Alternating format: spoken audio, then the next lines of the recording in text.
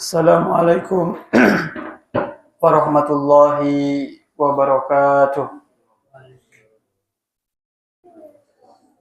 Alhamdulillah, alhamdulillahilladzi khalaqal insana wa sairil makhluqat walladzi 'allamal insana ma lam ya'lam.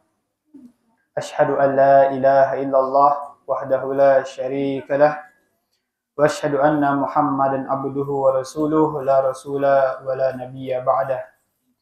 Allahumma salli ala Muhammad wa ala alihi wa ashabihi wa man tabi'ahum bi ihsanin ila yaumiddin amma ba'du. Ayyuhal hadirun rahimani Allah wa iyyakum. Segala puji bagi Allah Tuhan semesta alam yang telah menciptakan langit dan bumi beserta isinya, yang telah memperkenankan kita untuk datang dan duduk di dalam majelis yang mulia dan di waktu yang diberkahi oleh Allah Subhanahu wa taala. Kemudian sanjungan salawat beriring salam semoga selalu tercurah kepada Nabi kita Nabi Muhammad sallallahu alaihi wasallam yang telah Allah utus ke atas muka bumi ini untuk menyempurnakan akhlak manusia. Hadirin yang semoga dirahmati oleh Allah Subhanahu wa taala, kembali kita melanjutkan kajian kita pada subuh pada pagi hari ini dengan judul Ya'juj dan Ma'juj. Tapi sebelum kita masuk kepada pembahasan, kita mereview kembali kajian di pertemuan kita sebelumnya. Kita membahas terkait dengan Zulkarnain. Zulkarnain adalah seorang raja yang soleh, kemudian melakukan pengembaraan ke barat, sampai ke ujung barat sana. Beberapa literatur menyebutkan bahwa barat di sini adalah Atlantik. Kemudian di sana bertemu dengan suatu kaum. Setelah menaklukkannya, Zulkarnain melakukan lagi pengembaraan ke arah timur.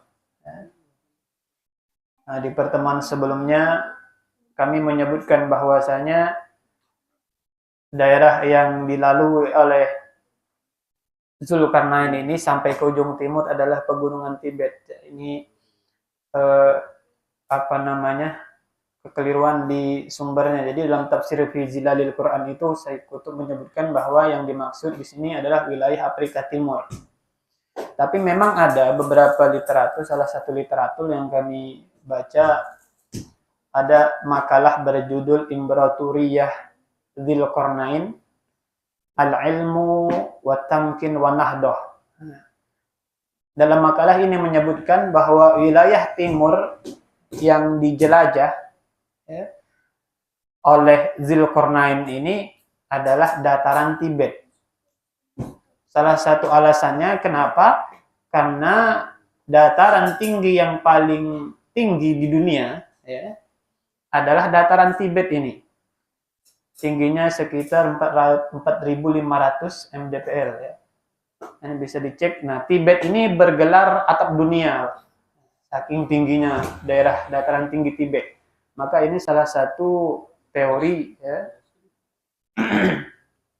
mereka di dalam makalah tersebut menyebutkan daerah yang didatangi oleh Zulkarnain ini adalah dataran tinggi Tibet. Allah taala alam. Nah, kemudian setelah dari timur, Zulkarnain melanjutkan lagi satu perjalanan ke arah utara, sebagaimana dikatakan oleh sebagian ulama, menuju ke arah utara. Maka sampailah Zulkarnain pada suatu kaum yang mereka ini bisa kita katakan primitif. Bahasa mereka sulit untuk dipahami. Sampai akhirnya ketika Zulkarnain memahami mereka, ternyata permintaan mereka untuk minta dibangunkan suatu tembok yang menghalangi mereka daripada Ya'juj dan Ma'juj. inna ya'juj wa ma'juj mufsiduna fil ardi. Jadi mereka mengatakan bahwa Ya'juj dan Ma'juj ini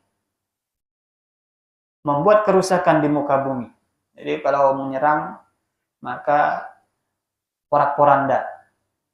Akhirnya mereka minta dibuatkan penghalang dan mereka mengumpulkan upeti ya untuk dibayarkan kepada Dzulkarnain, tapi Dzulkarnain menolak dan minta disokong dengan tenaga.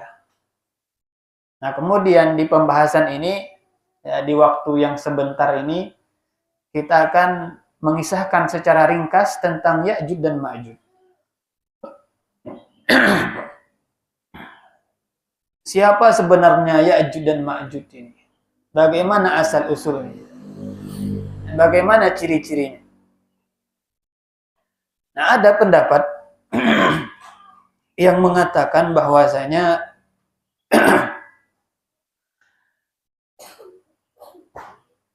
Ya'juj dan Ma'juj ini hanya berasal daripada Adam dan tidak berasal dari Hawa. Lalu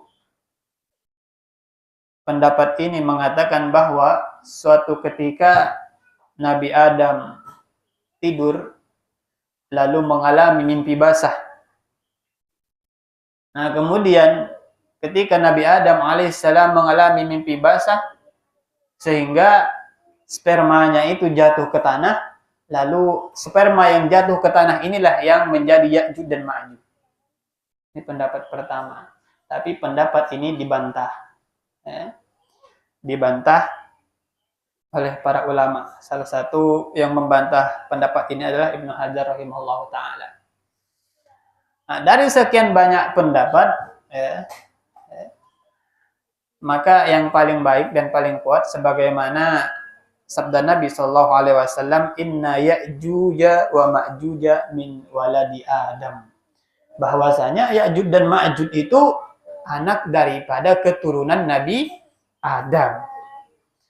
Nah, ulama merojihkan pendapat yang paling kuat bahwasanya Ya'juj dan Ma'juj ini keturunan daripada Nuh alaihissalam, anaknya yang bernama Yafis. Jadi Yafis bin Nuh. Ini pendapat yang paling kuat. Nah, kemudian bagaimana ciri dan sifat mereka? Maka ini disebutkan oleh Rasulullah sallallahu alaihi wasallam.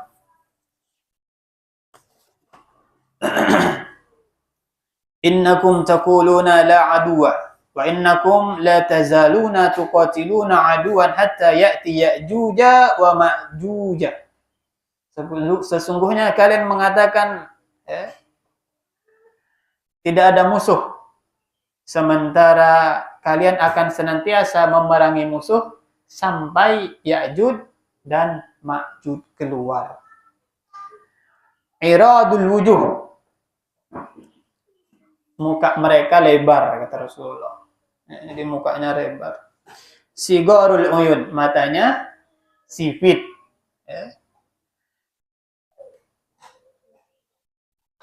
Kemudian syuhbus syu'ab atau syuhbus sya'ab, rambut mereka pirang. Min kulli hadabin yansilun, mereka datang dari berbagai sisi. Kana wujuhahumul majjanul mutraqah, dan wajah-wajah mereka seperti tameng yang dipukul, maksudnya melengkung. Atau seperti tameng yang dilapisi kulit. Dalam buku Nihayatul Alam, Syekh siapa nama beliau, Muhammad bin Abdurrahman Al-Arifi, beliau itu ada mengilustrasikan bagaimana bentuk tameng itu bulat, tamengnya bulat. Nah, itu dianggap sebagai ciri-ciri atau bentuk wajah Ya'juj dan Ma'juj ini. Nah, dari hadis ini ada sebagian ulama yang menggambarkan bahwa mereka ini adalah orang-orang Cina. Tapi ini hanya sekadar daripada analisa atau dugaan. Tapi yang paling dekat dengan ini ya dari keturunan Mongol itu. Nah, kemudian ada beberapa asar yang menyebutkan bagaimana postur tubuh Ya'juj dan Ma'juj. Ya. Di sini ada yang mengatakan bahwa Ya'juj dan Ma'juj itu memiliki postur seperti pohon yang sangat besar, macam raksasa. Kemudian ada juga yang mengatakan bahwa Ya'juj dan Ma'juj ini posturnya 4 hasta kali 4 hasta. 1 hasta itu 45 cm. 4 kali 4 ini seperti persegi dia. Ada pendapat seperti ada. Kemudian yang mengatakan Ya'juj dan Ma'juj ini posturnya memiliki telinga yang lebar sampai telinganya itu bisa dijadikan selimut. Ya, tapi ini hanya pendapat para ulama saja, ya.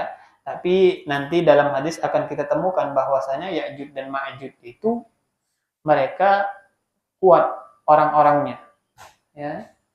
Mereka orang-orangnya kuat. Maka kita tetap berpegang kepada Al-Quran maupun hadis bahwasanya Ya'juj dan Ma'juj ini seperti sebagaimana yang telah digambarkan Nabi sebelumnya tadi. Ya, adapun pendapat-pendapat tadi ya belum bisa kita jadikan sandaran. Itu hanya pendapat dari ulama saja.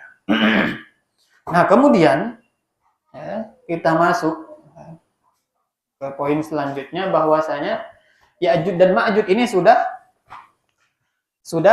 ada semasa zaman Zulkarnain. Maka seperti yang kita sampaikan tadi, akhirnya Ya'juj dan Ma'juj ini dikurung oleh Zulkarnain ya, di antara dua gunung. Jadi gunungnya tinggi, kemudian dibangun tembok yang sama tinggi dengan gunung tadi, dan sampai sekarang masih terkurung di sana. Nah, kemudian ketika sudah sampai waktunya ya, bahwasanya Ya'juj dan Ma'juj ini akan keluar ya. Nanti kita temukan Ya'juj dan Ma'juj ini di surah Al-Kahfi yang sudah pernah kita baca, dan di surah Al-Anbiya ayat 96, idza futihat Ya'juj wa Ma'juj wa hum min kulli hadabin yansilun, sampai Ya'juj dan Ma'juj itu dibebaskan dan mereka akan turun dari dataran yang tinggi ke segala arah. Nah, Ya'juj dan Ma'juj ini setiap hari kerjaannya berusaha membolong tembok tadi yang dibangun oleh Zulkarnain. Tapi ketika mereka sudah sampai di penghujung hari, maka oleh pemimpinnya dikatakan, sampai di sini dulu pekerjaan kita, maka kita akan melanjutkan pada esok hari. Maka atas izin Allah Subhanahu wa taala, tembok yang semula sudah mereka hampir bolongi tadi kembali seperti semula. Maka ketika sudah sampai waktunya Ya'juj dan Ma'juj keluar ini, maka salah satu di antara mereka atau pemimpin mereka diberikan ilham oleh Allah Subhanahu wa taala mengucapkan insya Allah ya. Nah, kita sudahi pekerjaan hari ini, insya Allah besok akan kita lanjutkan kembali. Maka atas kehendak Allah, tembok tadi tidak kembali seperti semula, dan akhirnya Ya'juj dan Ma'juj bisa keluar. Dan keluarnya Ya'juj dan Ma'juj ini salah satu di antara tanda kiamat besar. Maka keluarlah Ya'juj dan Ma'juj ini hingga nanti mereka sampai ke sebuah danau bernama Danau Tiberias. Mereka minum airnya, itu airnya langsung kering, Pak.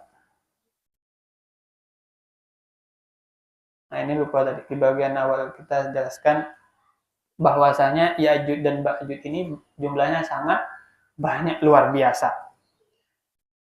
Nah, nanti ada di hadis yang diriwayatkan oleh Abu Sa'id Al-Khudri ya, ketika Allah Ta'ala berfirman kepada Adam, yaqulullahu Ta'ala ya Adam labbaika fayaqul labbaika wa sa'daika wal khairu fi yadayka fayaqulu akhrij ba'san nar.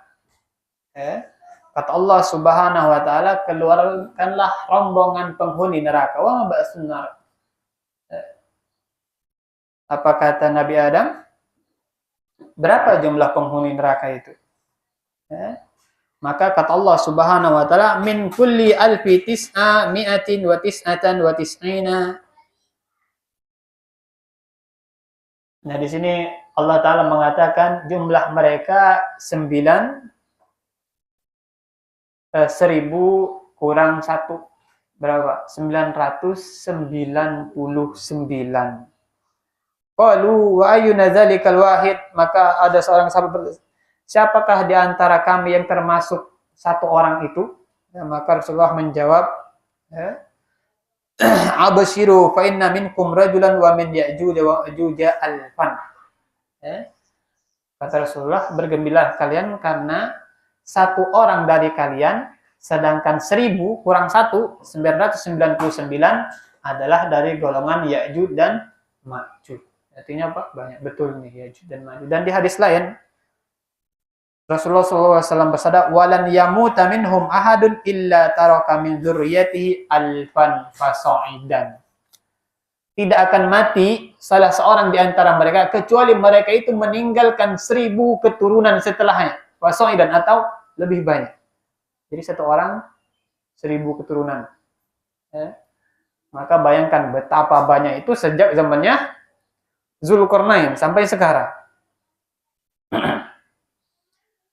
Maka akhirnya ketika mereka tadi turun, lalu sampai di Danau Tiberias, makanya airnya itu diminum oleh rombongan yang pertama turun. Nanti pas rombongan setelahnya datang melewati tempat itu, maka mereka mengatakan sepertinya tempat di sini dulu ada airnya. Jadi kan kalau tempat atau misalkan danau misalkan dia kekeringan, pasti kan ada Pak bekas air di situ. Jejak-jejak kalau air pernah ada di situ pasti ada. Nah, rupanya ini kalau rombongan yang setelahnya tadi yang menyaksikan hal itu sepertinya di sini ada air. Ini saking dahsyatnya jumlahnya atau saking banyaknya Ya'juj dan Ma'juj ini. Maka mereka pun membuat kerusakan di atas muka bumi. Kalau mereka ketemu orang dibunuh, kalau misalkan ketemu kota, rumah, apa segala macam dihancurkan. Makanya Ya'juj dan Ma'juj ini berbeda fitnahnya dengan Dajjal. Kalau Dajjal fitnahnya apa? Fitnahnya agama. Dia mengaku Tuhan. Fitnahnya agama. Tapi Ya'juj dan Ma'juj memang fitnahnya dia ini membuat kerusakan di seluruh muka bumi. Maka ketika mereka nanti sampai ke Baitul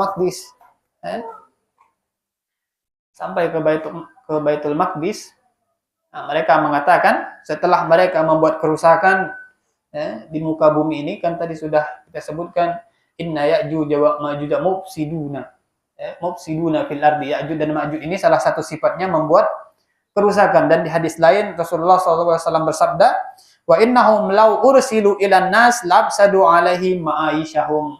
Ya'juj dan Ma'juj ini kalau diutus kepada manusia, maka mereka akan membuat kerusakan. Jadi memang sifatnya itu membuat kerusakan. Maka setelah mereka membuat kerusakan, sampailah mereka nanti di Baitul Maqdis, maka mereka mengatakan kita sudah membunuh seluruh penduduk bumi. Maka selanjutnya kita membunuh atau menghancurkan penduduk langit. Maka ada yang melemparkan tombaknya ke langit, ada yang memanahkan panahnya ke langit.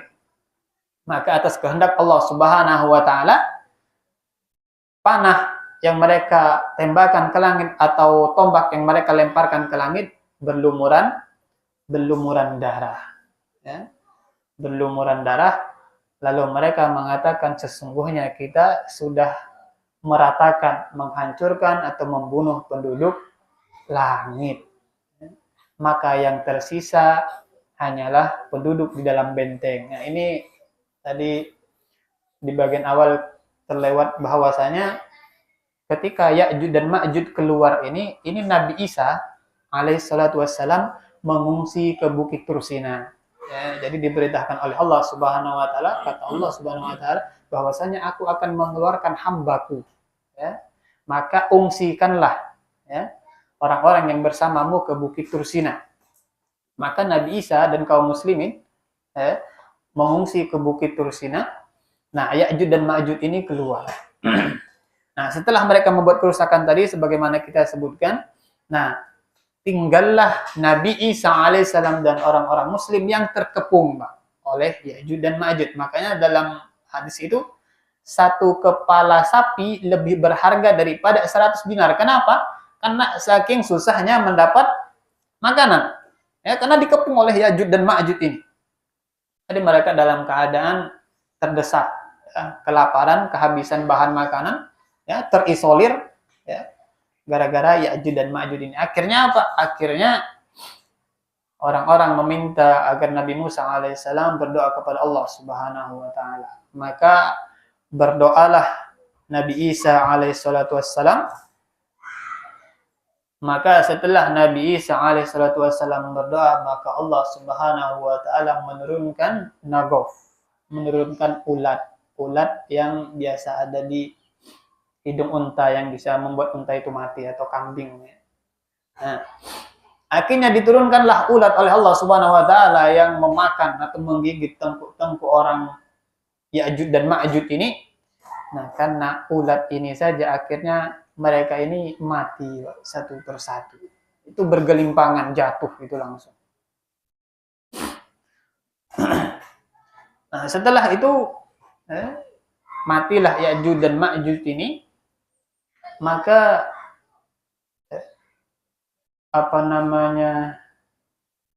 Nabi Isa dan kaumnya ini ibaratnya kan tadi kan suara di luar ini gemuruh, suaranya Ya'juj dan Ma'juj, tiba-tiba hilang suaranya. Maka satu orang diutus untuk keluar. Maka satu orang ini sudah siap-siap, kalau misalkan dia keluar pasti mati. Jadi sudah pasrah, sudah tawakal bahwasanya nih kalau keluar tidak balik lagi nih pasti. Akhirnya dia keluar, ya, pergi ke dataran tinggi, lalu dia melihat ternyata Ya'juj dan Ma'juj sudah mati semua. Nah, kemudian dia mengumumkan bahwasanya Ya'juj dan Ma'juj sudah mati. Akhirnya Nabi Isa alaihissalam dan kaumnya, kaum muslimin, keluar. Nah, ketika mereka keluar, maka mereka menyaksikan bahwasanya di sana dipenuhi dengan bangkai Ya'juj dan Ma'juj. Maka Nabi Isa alaihissalam berdoa kepada Allah Subhanahu wa taala, kemudian Allah kirimkan burung, ya, untuk mengangkat jasadnya Ya'juj dan Ma'juj ini, kemudian dilemparkan ke lautan. Ya, dalam riwayat itu dilemparkan ke lautan. Lalu setelah itu, ya, Allah turunkan hujan sehingga bumi ini menjadi bersih. Ya. Setelah bumi ini menjadi bersih, lalu Allah Subhanahu wa taala kemudian menjadikan bumi ini berkah kembali. Ya. Jadi setelah Ya'juj dan Ma'juj itu mati, ya, kemudian bangkainya dibersihkan, maka Allah Subhanahu wa taala mengembalikan keberkahan di bumi. Maka dalam riwayat itu orang makan buah delima itu langsung kenyang, walau cuma sebiji. Jadi saking besarnya buahnya. Kemudian unta itu diperah susunya bisa cukup untuk segerombolan orang. Sapi diperah susunya bisa untuk satu kaum. Dan kambing ketika diperah susunya bisa mencukupi untuk beberapa orang. Jadi ini berkahnya yang diturunkan oleh Allah Subhanahu wa taala setelah Ya'juj dan Ma'juj. Nah, maka setelah kebinasaan Ya'juj dan Ma'juj ini tidak ada lagi perang di atas muka bumi. Kemudian, ya, setelah itu Allah Subhanahu wa taala mewafatkan, ya, orang-orang mukmin. Lalu yang tersisa hanyalah kaum yang berbuat kerusakan. Maka dalam hadis itu mereka melakukan hubungan seperti keledai melakukan hubungan, artinya mereka melakukan perbuatan hubungan suami istri itu di depan banyak orang.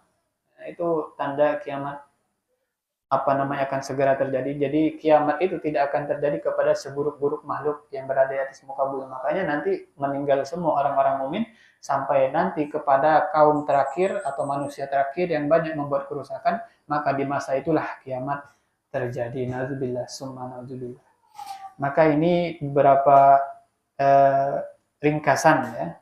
Tentu kalau misalkan kita menyebutkan dalil-dalil banyak sekali dalil terkait Ya'juj dan Ma'juj ini, tapi kita sebutkan secara ringkas dan kita ambil beberapa poin di sini bahwasanya kita tidak perlu fokus ya, di mana Ya'juj dan Ma'juj sekarang. Ya, karena orang kan ada yang bertanya, kita ini di zaman yang sudah canggih ini, mengapa satelit tidak bisa mendeteksi keberadaan tembok Ya'juj dan Ma'juj? Nah ini juga kan kalau kita baca kisahnya Tamim Ad-Dari yang bertemu dengan Dajjal itu kan di pulau mana itu kan tidak ditahu juga ya, padahal sekarang teknologi sudah canggih. Nah Syekh Muhammad bin Abdurrahman Al-Arifi dalam kitabnya dari Nihayatul Alam mengatakan, bukankah Yahudi itu ya pernah ya disesatkan oleh Allah, Israel ya, yang di zaman Nabi Musa, yang mereka tidak mau berperang masuk ke Palestina itu, ya, mereka kan disesatkan oleh Allah selama 40 tahun, padahal kan di dekat situ saja. Ya. Maka urusan tembok Ya'juj dan Ma'juj ini merupakan perkara yang hanya diketahui oleh Allah Subhanahu wa taala. Kalaupun Allah Subhanahu wa taala ingin menyebutkan tempatnya, pasti Allah sebutkan. Tapi kan yang ingin kita ambil dalam kisah ini bagaimana perannya Zulkarnain tadi. Kemudian bagaimana keberadaan Ya'juj dan Ma'juj, bukan fokus di mana temboknya. Kemudian yang kedua, ya, Ya'juj dan Ma'juj dengan segala kekuatannya, dengan segala kuantitasnya yang banyak luar biasa itu, ya, Allah hinakan matinya dengan ulat. Ya. Allah enggak menyuruh kaum mukminin untuk memerangi, walaupun Allah bisa saja gitu kan menyuruh Nabi Isa alaihissalatu wassalam bersama kaum mukminin, misalkan nanti dibantu oleh malaikat untuk menghabisi Ya'juj dan Ma'juj, bisa saja Allah jika berhendak demikian. Tapi Allah Subhanahu wa taala menghinakan Ya'juj dan Ma'juj ini hanya dikasih ulat ya. Ini yang ngaku banyak, yang ngaku kuat, cuma dikasih ulat sama Allah Subhanahu wa taala mati. Ya. Makanya kita tidak boleh jadi orang yang sombong dengan segala kekuasaan kita, dengan jabatan kita, dengan harta kita. Bukankah Fir'aun itu dengan jabatannya yang tinggi tenggelam? Allah tenggelamkan di Laut Merah. Apalagi Korun yang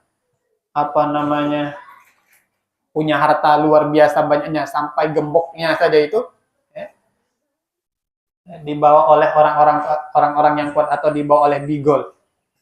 Cuma gemboknya berapa? Belum hartanya. Tapi apa? Ditenggelamkan oleh Allah di dalam bumi. Ya. Makanya tidak boleh kita jumawa ya, baik dengan kepemilikan kita ya. Misalkan kita sombong dengan harta kita, kita sombong dengan jabatan kita dan sebagainya, atau misalkan kita sombong dengan diri kita sendiri. Ya. Makanya wala tamshi fil ardi marha innallaha la yuhibbu kulla mukhtalin fakhur. Maka di sini disebut dua bentuk kesombongan. Yang pertama mukhtal, kemudian fakhur. Mukhtal itu orang yang sombong, Pak, tapi dia sombong itu kepada dirinya. Ya. Jadi dia punya paras, misalkan rupawan, punya fisik yang kuat, ya. Pokoknya dia nih good looking kalau bahasa orang zaman sekarang. Kalau misalkan orang lihat dia, Masya Allah begitu. Nah, kemudian dia menyombongkan diri. Nah, itu tidak boleh. Kemudian yang fakhur, dia sombong dengan orang lain terhadap dirinya. Dia punya harta, dia punya jabatan, kemudian sombong. Ini semua juga tidak boleh. Kemudian yang terakhir, bahwasanya Ya'juj dan Ma'juj ini salah satu di antara tanda-tanda kiamat besar. Kita sebagai seorang muslim wajib mengimaninya. Dan ini nanti masuk di bagian akidah. Ya. Makanya keberadaan Ya'juj dan Ma'juj tidak perlu kita pusingkan di mana dia dan kapan waktunya juga kita tidak tahu, tapi yang jelas dia pasti akan datang ketika sudah tiba masanya. Mungkin itu beberapa poin dan ringkasan ya, terkait Ya'juj dan Ma'juj. Ada beberapa literatur yang meneliti, Pak, meneliti di mana tembok Ya'juj dan Ma'juj ini.